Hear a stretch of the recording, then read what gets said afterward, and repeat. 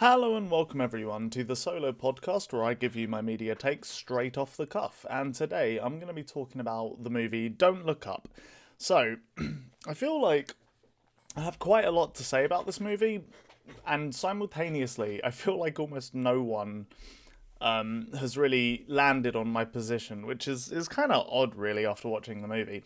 So, first things first, for those who don't know, for like the three people who don't know, the movie's essentially about a group of people, a group of astronomers, I think, if I remember correctly, that discover a comet or an asteroid heading for Earth. And essentially, the idea is that the object is big enough that it'll kill all humans on planet Earth if it collides, and it's on a direct collision course within like a month or something like that. And the film's a dark comedy and a satire, largely poking fun at things like, conspiracy theorists, maybe climate change specifically. Pokes a lot of fun at the Trump era, I suppose. And I've seen a lot of people that really, really seem to enjoy this movie, and there's also been the huge anti-jerk wave of people that seem to hate this movie because they don't agree with the message or whatever. One thing that's slightly frustrating with the conversation surrounding this film is I feel like almost no one really is talking about the film itself. It's just about the politics of the subject matter, I guess, which is sort of inevitable when when you decide to make your film so directly about these hot topics kind of being discussed right now. But essentially, it is kind of frustrating that all the people that seem to think that all the criticism of the movie is entirely because they disagree with the politics. That's definitely not the case. So straight off the bat, this is definitely a movie I really, really could have liked, and conceptually I really enjoyed. In fact, actually, funnily enough, a friend told me they watched this film over Christmas and described the movie to me, and I kind of wish the movie they described was what this movie actually was, because what they described would have been more absurdist and, as a result, more interesting. At least that's the way he described it to me. He was talking about the TV interview scene where you have, this live celebrity drama happening, and then the segment after is the asteroid segment where they talk about how the planet's going to be destroyed in this, in 15 minutes. They're kind of poking or not poking fun, but they're making, lighthearted jokes throughout the whole segment. And, that juxtaposition is interesting, but the way my friend described it made it sound like they pushed the absurdism a lot more. And they really don't, honestly, in this film. I think my biggest issue with this film, so I guess just to get it out there, I don't think this film is terrible, but I do think this film is maybe a little bad. If I had to score it, I'd probably give it a 4 out of 10, maybe a strong 3 if I was feeling particularly vitriolic that day, I suppose. But ultimately, I just feel like the biggest problems with the film are that, A, everything about it feels weirdly amateurish. I don't know, it's hard to describe exactly, but the whole film has a very TV show quality almost. I'm not sure whether it's the color palette they use, some of the song choices, the cinematography wasn't incredible or anything either. Maybe it's just because everything is kind of, I don't know, I don't want to say obvious or lowbrow exactly, because that's not quite true. But it has very little subtlety, which again isn't necessarily a problem in and of itself, but it's that combined with the tonal issues that I guess I'll get to later. So yeah, it had a very amateurish quality for me overall, so I couldn't really enjoy the film from a filmmaking perspective. And then outside of that, the comedy as well, which is what a lot of the film kind of relies on to be entertaining, just didn't land for me. A lot of it was at best a chuckle, maybe there were a couple of funny moments here and there, but nothing really landed for me. I felt like the fact that Jonah Hill was in this film is almost the perfect symbol as to the type of comedy that it's going for. It's just not particularly witty or interesting. And just unfortunately it didn't land for me, I guess, is the kindest way to put it. But in my opinion, the bigger issue is probably the tonal issue. So, like I said, my friend described this to me as a kind of absurdist satire, which it definitely is.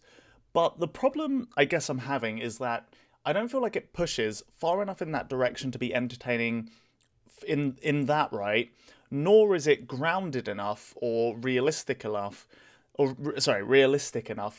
to kind of feel really clever or that it has a point to it, because as it stands, it's kind of like a wacky representation of essentially what we have already. Nothing in here is particularly new, I guess. Like, lots of the conspiracy thought and lots of the kind of representations of, how different parts of office and how different parts of the population have reacted to certain things. I'd say it's honestly pretty accurate. I don't think there's any denying that this isn't that far-fetched a situation.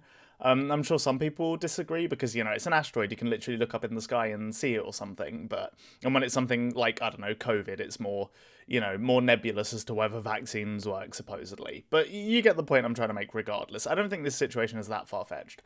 And I actually think the perfect analog or comparison for this film would be, I don't know if anyone here's seen it, but Sorry to Bother You is a film that came out maybe a couple years ago and does a very similar thing, in my opinion. It goes for the same kind of very colourful, like, absurdist tone, but it handles what it does so much better because it just pushes the absurdism to to a significantly larger degree than this one does. And I think it benefits all the more for it. It just gets to make more interesting points for a start because everything is so absurd and pushed to the seams that you can explore weirder territory. And also, it still feels like a very, I don't want to say grounded film, but it still feels like there's very much a point. It doesn't get lost in its absurdity either. Like, it has such a cohesive center, an idea of what it's doing, that it becomes a more interesting film as a result, right? Instead of just being this kind of like random set of attacks of various different things. It feels very focused despite being so absurd. And I would actually say this film feels fairly focused as well. It definitely, you know what it's doing from the start. But like I said, the problem is it just really sits in this awkward kind of middling position that I just didn't find that much interest in. I guess from like a technical perspective, like I said, it felt amateurish, but nothing was really like terribly wrong. I know, it just kind of felt like a Netflix film, to be honest. Like, lots of the production was trying to be, like, quite colourful and cartoony. But again, it doesn't push it far enough in that direction as to feel interesting. And it definitely, like I said, isn't grounded enough as to feel as witty as something like Thick of It. Like, some really, really bleak satire that could have been, I don't know, quite sharp and pointed. Like I said, as far as praise goes, there are a couple things I would praise it for. The concept in and of itself, I think, is admittedly slightly wasted here, but it's a good core concept.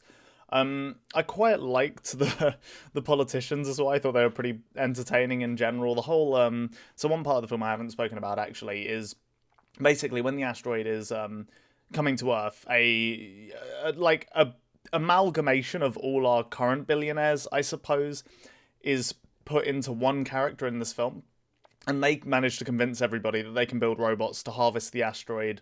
So we shouldn't blow it up, we shouldn't destroy it. We should harvest it instead because this will help create jobs for the economy and all that kind of stuff. And I thought that all of that was conceptually interesting, quite funny at times. But again, it just felt like, I don't know, the whole film felt like it was pandering slightly to people with my political leanings. And it never felt quite like, I don't know, it just never felt like it was saying anything particularly interesting, which, I mean, I guess isn't, it's not going to be the most controversial take in the world. I think a lot of people don't think it was doing anything or saying anything particularly interesting or nuanced, but, I mean, even if I agree with it, it's just a little bit weird for me anyway, to watch something that doesn't challenge anything I believe in any way whatsoever and just 100% spoon feeds me all the information that I already agree with, but doesn't push it so far as to be, I don't know, interesting or absurd in any way. Yeah, it's a weird film. I do feel like I'm slightly the odd one out. Most people I've spoken to seem to have enjoyed it, like landed on like maybe a 6 or 7 out of 10. So I definitely enjoyed it a lot more than I did, but still not being like a ton above average, I guess. I don't know anyone who like genuinely loves this film. And again, like I said, I'm essentially slightly below average, I guess. I know a high 3 would be a bit harsh, I guess, but I still think it's like a below average film, but maybe not a terrible film.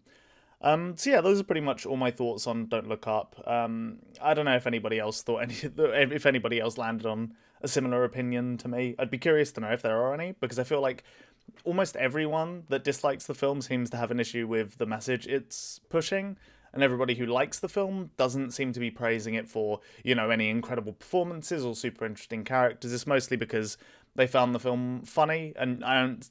This is one of those films that I don't think you could find funny unless you already agree with the subject matter, or already agree with the position the film is taking. Which is another thing that I think almost hurts the film. I guess it's kind of unfortunate that to find this funny, you essentially have to agree with it.